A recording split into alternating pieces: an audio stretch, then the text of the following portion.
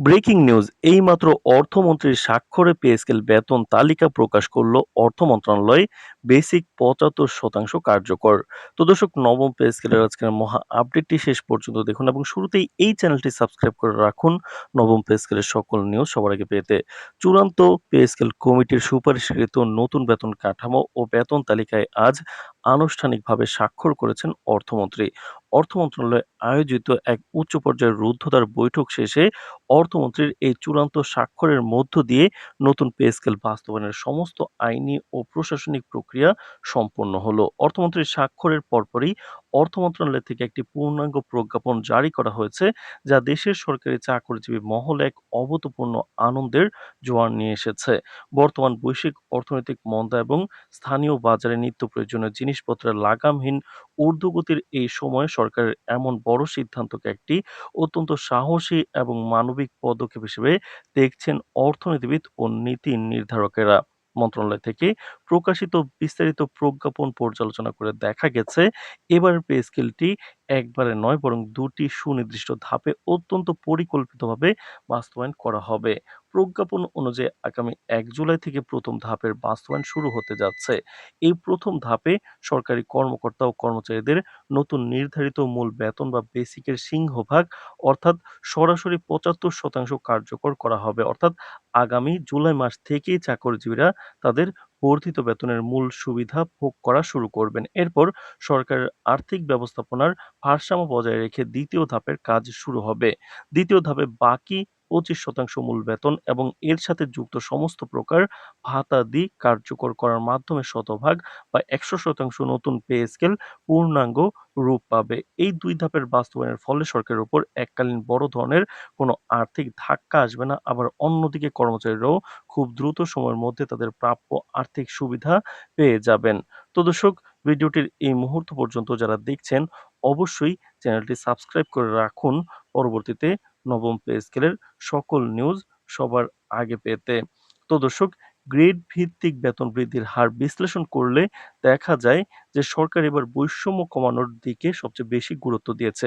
নতুন তালিকা অনুযায়ী প্রথম থেকে ১০তম গ্রেডের উচ্চপদস্থ কর্মকর্তা ও কর্মচারীদের মূল বেতন বাড়ানো হয়েছে ৪০%। অন্যদিকে ১১তম থেকে ২০তম গ্রেড পর্যন্ত কর্মরত বিশাল সংখ্যার মধ্যম ও নিম্ন আয়ের কর্মচারীদের জীবনযাত্রার ব্যয়ভারের কথা বিবেচনা করে তাদের মূল বেতন এক লাফে ১২০% বৃদ্ধি করা হয়েছে।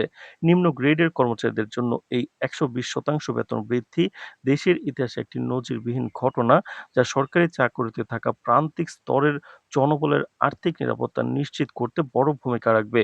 উচ্চ এবং নিম্ন গ্রেডের এই 1:1:2 রেশিও বা যৌক্তিক অনুপাত নির্ধারণের ফলে সরকারি চাকরিজীবীদের মধ্যকার দীর্ঘদিনের বেতন বৈষম্য অনেকটাই ঘুচে যাবে বলে মনে করছেন খোদ পে কমিটি।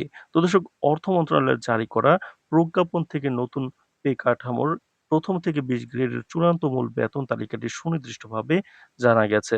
নতুন স্কেল অনুযায়ী ১ম গ্রেডের সর্বোচ্চ কর্মকর্তাদের মূল বেতন নির্ধারণ করা হয়েছে কিন্তু ৳১,১২,০০০ এবং দ্বিতীয় গ্রেডে বেতন ধরা হয়েছে ৳১,১৫,০০০ কাছাকাছি একটি নির্দিষ্ট স্কেল।